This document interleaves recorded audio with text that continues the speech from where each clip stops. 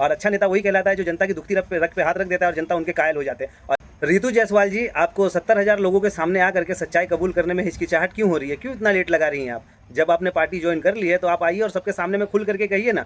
नहीं बोल सकती ना इतनी जल्दी, मुझे पता है ना, क्योंकि मैंने आपको बहुत करीब से देखा हुआ है। आपके जो आंसू निकले थे यहाँ अहमदाबाद में प्रवासी मजदूरों को लेकर के, जब आपने अपना आंसू पूछा था ना, तो आपके पीछे जो आपकी बेटी खड़ी थी अवनी जी, उनकी आंखों में भी मैंने आंसू देखा था। उस टाइम पे मुझे एहसास हुआ था कि चलो कोई तो नेता ऐसा है जो मतलब प्रवासी मजदूरों के लिए, प्रवासी लोगों के लिए, मतलब उनके आंख में आंसू आ गया। उस टाइम पे मुझे ऐसा लगा था कि यार ये ऐसा पहली ऐसी नेता है और जिनको देख करके ऐसा लग रहा है कि ये कुछ करने की चाह लेकर के आई है। खैर वो बात पुरानी हुई। आप यहाँ अहमदाबाद आई, आपका लोगों ने बहुत गर्मजोशी से आपका स्वागत किया। जितना हो सका सबने दिल खोल करके आपको मोहब्बत दी, अपने दिल में अपने सर पे बिठा के रखा आपको।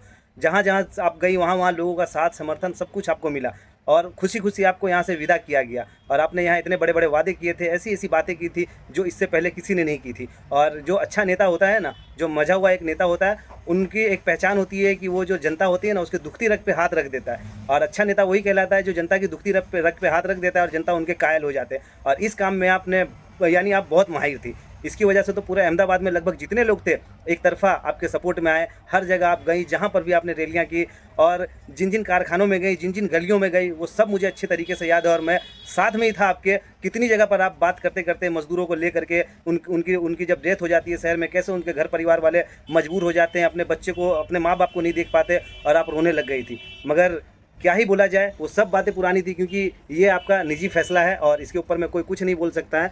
मगर जो आपने 70,000 जनता के साथ में किया है, क्या आपने वो सही में सही किया है?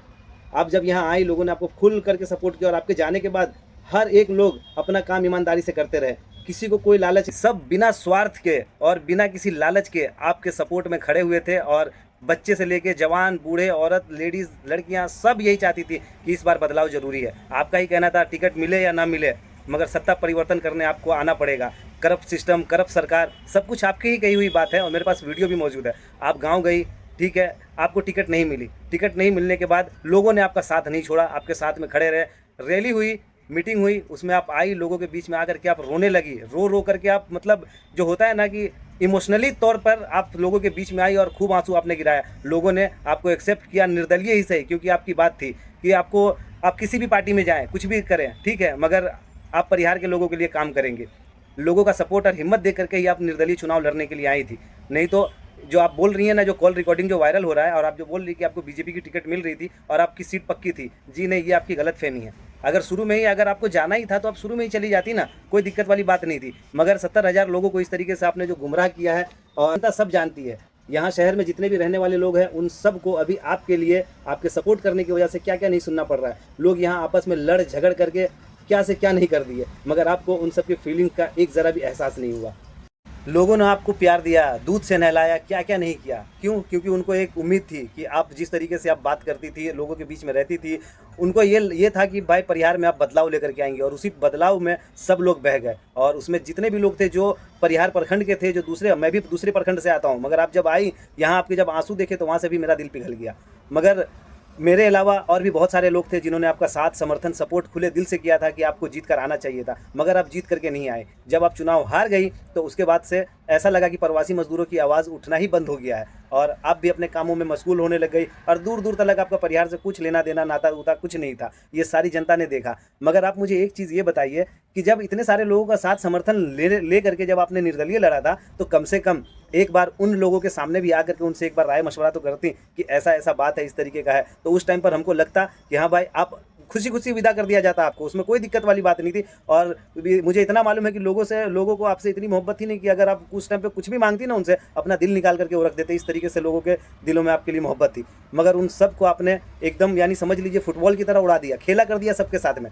और यहाँ आप तो शांत से बैठी हुई हैं, मगर जितने भी आपके समर्थन थे, सपोर्टर थे, उन सबको आप ट्रोल होना पड़ रहा है, बातें सुननी पड़ रही है। और जी बिल्कुल सही बात है, ये गलती हम लोगों की होती है कि हम नेताओं की मीठी मीठी बातों में आ जाते हैं और अपने आपसी भाईचारा को ख़त्म कर लेते हैं। जब आप निर्दलीय आई तो लोगों ने उस टाइम पे बहुत सारी बातें की कि आप बीजेपी की टीम से हो, बीजेपी टीम हो, आप चुनाव जीत करके भी उसमें ही चली जाओगी। और अब मुझे ऐसा लगता है कि अगर आप उस टाइम में चुनाव जीत जाती निर्दलीय, तो आज आप बीजेपी की ही टीम में जाती और उसी पार्टी में ही जाती। बहुत सारे लोगों का ये कहना था, मगर आपके जो सपोर्टर थे वो मानने को ये तैयार ही नहीं थे। बोले ऐसा हो नहीं सकता है, सब उनके घर वाले बदल जाएंगे, रिश्तेदार बदल जाएंगे, मगर इतना भरोसा था कि आप नहीं। हुआ भी वही, आपने भी अपने आप को बदलना ज़रूरी समझा। हम तो यूँ समझ रहे थे कि आप निर्दलीय रहोगी, बस आप परिहार में रहोगी तो वही लोगों के लिए काफ़ी है, मगर आपको भी सत्ता की भूख थी, आपको भी सीट चाहिए थी और आपको ही जीत करके आना था। इसके लिए तो आपने अगला 10 साल का प्लानिंग तलक आपने कॉल रिकॉर्डिंग में बता दिया था। बाकी परिहार की जनता तो यही समझ रही थी कि आप उनके साथ हो, खड़े हो, कुछ भी होगा तो उसके लिए आप हमेशा खड़ी रहोगी। मगर आप जिस तरीके से आप कॉल रिकॉर्डिंग में बोल रही हो, आप अपने ईमान को हाथ में रख करके बोलना पड़ेगा, ईमान से बोलना पड़ेगा। तो देखिए, हम लोग को तो इतना मालूम है कि मुसलमानों का ईमान तो ऐसा है कि वो किसी का कर्ज अपने ऊपर में रखते नहीं हैं। अगर आप उनके साथ में अच्छा करोगी तो वो 10 गुना आपको लौटा करके देंगे। और अल्हम्दुलिल्लाह सब लोग ठीक हैं, थोड़ा तकलीफ़ हुआ है, बाकी उम्मीद नहीं हारी है। और ये तो जो भी आपने किया है ना, वो तो खैर आपने अपने लिए अच्छा किया है। बाकी जो 70,000 वोटर हैं उनको आपने अंधेरे में रखा है और अभी तक आप जो खामोश हो और चुप हो, तो इसका मतलब यही है कि आपके मन में कहीं ना कहीं खोट है और आप नज़र नहीं मिला सकती हो उन 70,000 दर्शकों, जो जितने भी जो वोटर थे उनका आप सामना नहीं कर सकती हो। बाकी बहरहाल ज़्यादा बात करने से कोई मतलब नहीं है। बहुत सारे लोग हैं जो मतलब अभी इस तरीके की बात कर रहे हैं कि उन्होंने अच्छा फैसला लिया, ये था वो था। सबकी अपनी अपनी सोच होती है, अपनी अपनी मानसिकता होती है।